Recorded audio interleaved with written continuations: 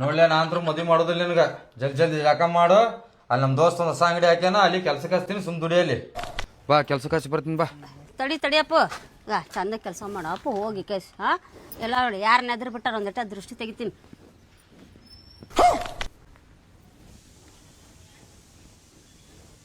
ಉಗುಳು